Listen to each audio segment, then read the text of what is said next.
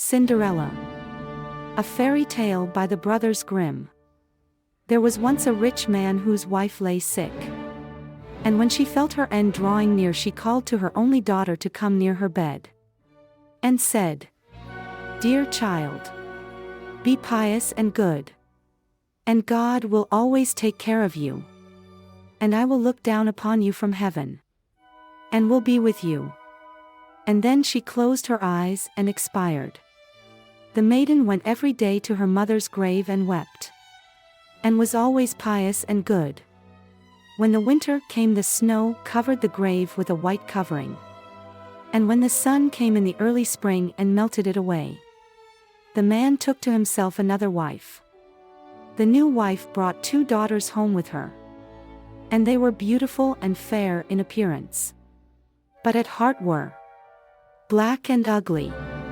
And then began very evil times for the poor stepdaughter.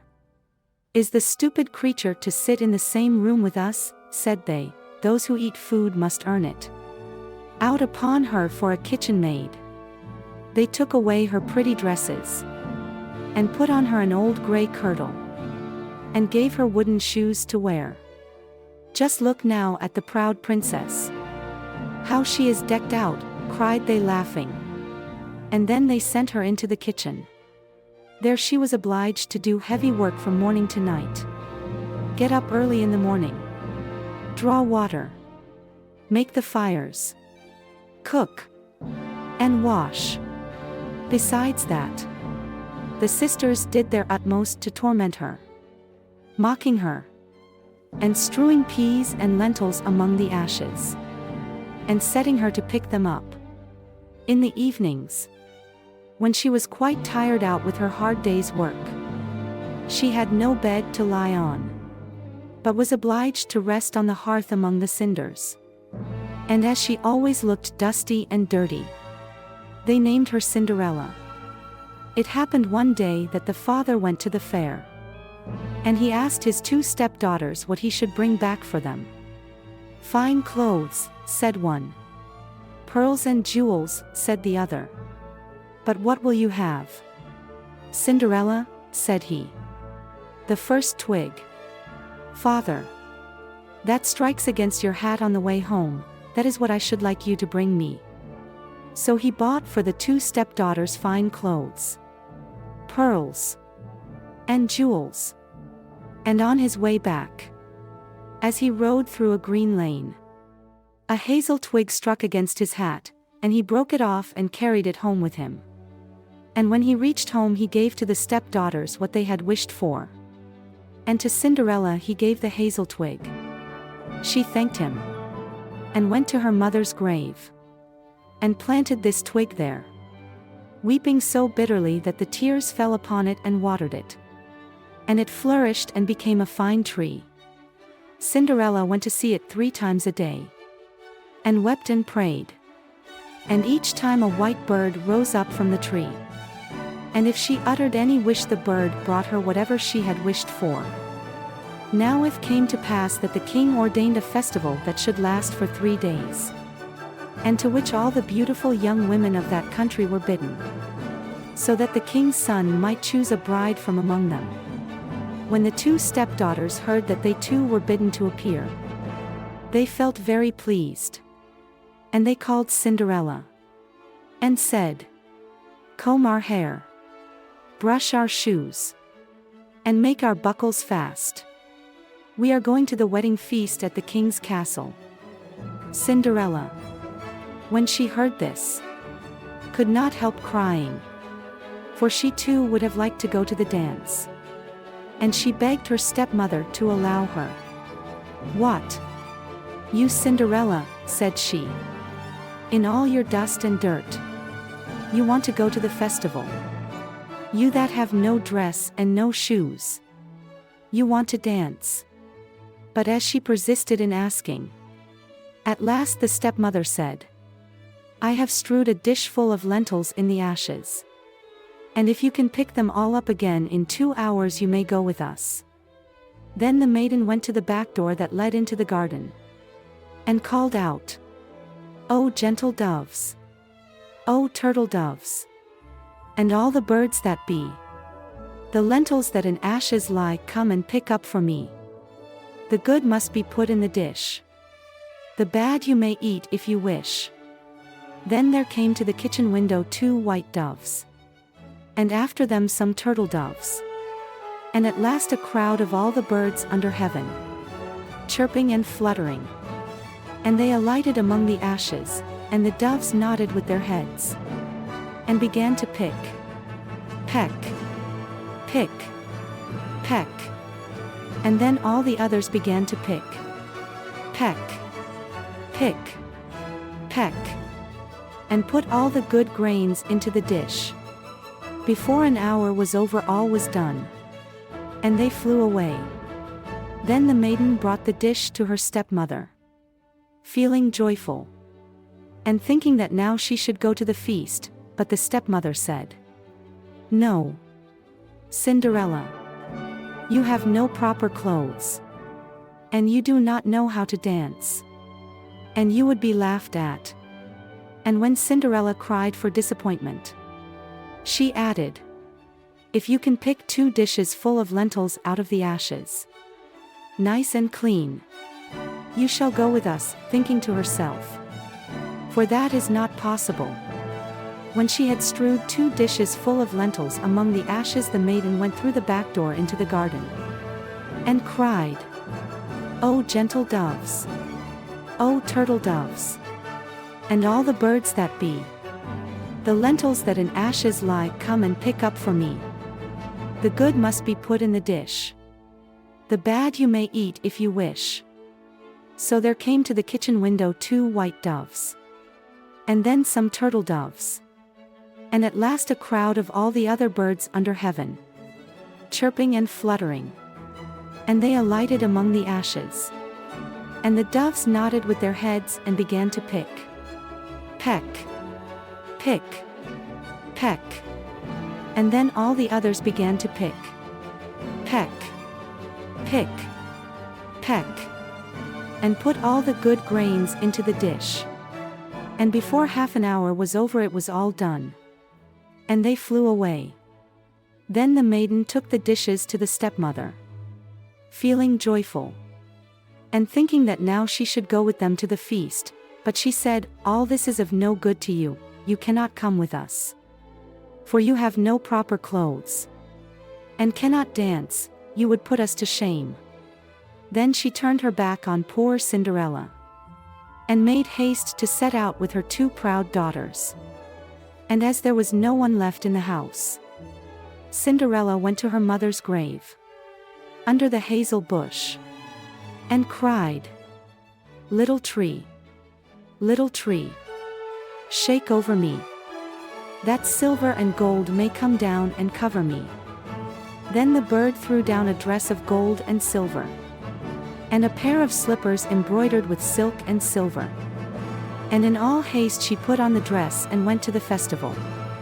But her stepmother and sisters did not know her, and thought she must be a foreign princess. She looked so beautiful in her golden dress. Of Cinderella they never thought at all, and supposed that she was sitting at home, arid picking the lentils out of the ashes. The king's son came to meet her, and took her by the hand and danced with her. And he refused to stand up with anyone else, so that he might not be obliged to let go her hand, and when anyone came to claim it he answered, "She is my partner." And when the evening came she wanted to go home, but the prince said he would go with her to take care of her, for he wanted to see where the beautiful maiden lived. But she escaped him, and jumped up into the pigeon house. Then the prince waited until the father came, and told him the strange maiden had jumped into the pigeon house.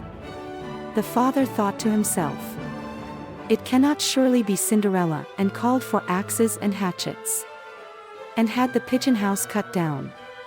But there was no one in it. And when they entered the house there sat Cinderella in her dirty clothes among the cinders.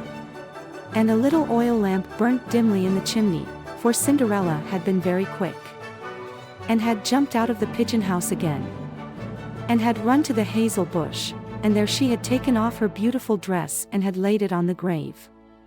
And the bird had carried it away again. And then she had put on her little grey kirtle again, and had sat down in the kitchen among the cinders.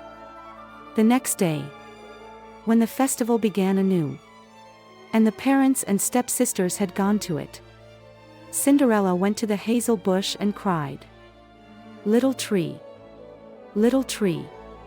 shake over me, that silver and gold may come down and cover me." Then the bird cast down a still more splendid dress than on the day before.